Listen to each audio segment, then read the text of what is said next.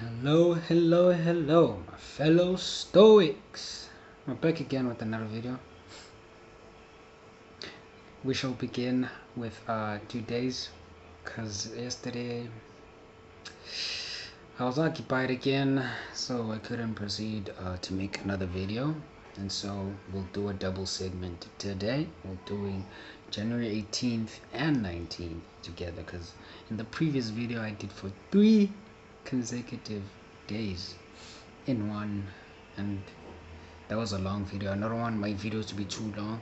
It's just gotta be short, like for someone to like quickly watch and then it's good, you see.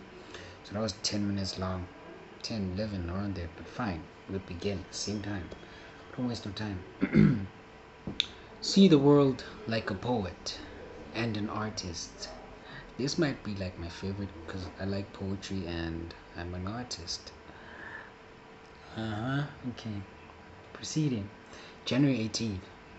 Pass through this patch of time in harmony with nature and come to your final resting place gracefully. Just as a ripened olive might drop, praising the earth that nourished it and grateful to the tree that gave it growth. Marcus Aurelius, in his Meditations 4.48.2. I'm gonna just proceed in the noise because people are making noise, but fine. There are some stunningly beautiful turns of phrase in Marcus's Meditations, a surprising treat considering the intended audience, just himself. Because in his meditations he talks to himself, he writes to himself about how he goes through his day, how everything he sees and does affects other people, but it's to himself. He's talking to himself and how to be as an emperor. At that time he was an emperor, but fine, okay, we'll proceed. In one passage he praises the charm and allure of nature's process, the stalks of ripe grain bending low, the frowning brow of the lion, the foam dripping from the boar's mouth. We should thank private rhetoric teacher Marcus Cornelius Fronto for the imagery in these vivid passages. Fronto, widely considered to be in Rome's best orator,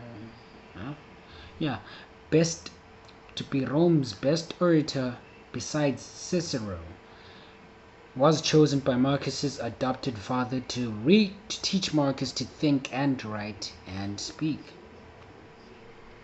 More than just pretty phrases they gave him, and now us, a powerful perspective on ordinary or seemingly unbeautiful events. It takes an artist's eye to see that the end of this life is not unlike a ripe fruit falling from its tree. It takes a poet to notice the way baking splits in places and those cracks, while not intended in the baker's art, catch our eye and serve to stir our appetite and find a metaphor in them. There is clarity and joy in brackets in seeing what others can't see. And I can actually relate to that thing, because as an artist there's some things that I can see that people can't.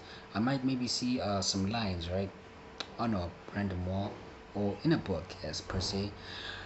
I'll see those lines and see them, they look like a familiar thing to me, and then I'll complete them and draw something, and that person's gonna be like, wow, I didn't see that, but I did. So that's like my personal experience from that. So that's what I'm saying, I'm relating to that, because that's what artists actually do. They see things that people can't, right? I'm not saying that artists are special in some way, but also some people can see things that other people can't see, that artists can see also, right? But yeah, proceeding. In finding grace and harmony in places others overlook, especially that. Isn't that far better than seeing the world as some dark place? With question mark. Okay, that was January 18th. That should have made sense to you. Basically, see the world like a poet or an artist. A poet sees things beautifully, sees them rhythmically. An artist sees things beautifully too, clearly as an artist, sees the beauty in things that other people don't see in, right? Okay. January 19th. Wherever you go, there your choice is. A podium and the prison is each a place, one high and the other low, but in either place, from your freedom of choice can be maintained if you so wish. Epictetus in his Discourses 2.6.25. The Stoics all held vastly different stations in life. Some were rich, some were born at the bottom of Rome's rigid hierarchy. Some had it easy, another had it unimaginably hard. This is true for us as well. We all come to philosophy from different backgrounds, right? And even within our own lives, we experience bouts of good fortune and bad fortune. But in all circumstances, adversity or advantage, we really have just one thing we need to do, and that is to focus on what is in our control. We know that. We're repeatedly gonna say that. Focus on what is in your control as opposed to what is not. Right now we might be laid low with struggles, whereas just a few years ago we might have lived high on the hog, and in just a few days we might be doing so well that success is actually a burden. One thing will stay constant: our freedom of choice, that is, both in the big and small picture. Ultimately, this is clarity. Whoever we are, wherever we are, what matters is our choices. What are they? How will we evaluate them? How will we make most of them? Those are the questions life asks us, regardless of our station. How will you answer is the question. And I think you should write those questions down if you can reverse, if you can go back previous lines. But those are questions. Okay, let me just repeat them to you. What are they? This is according to your choices, right? What are they? This is number one. How will we evaluate them? Number two. How will we make most of them? Number three.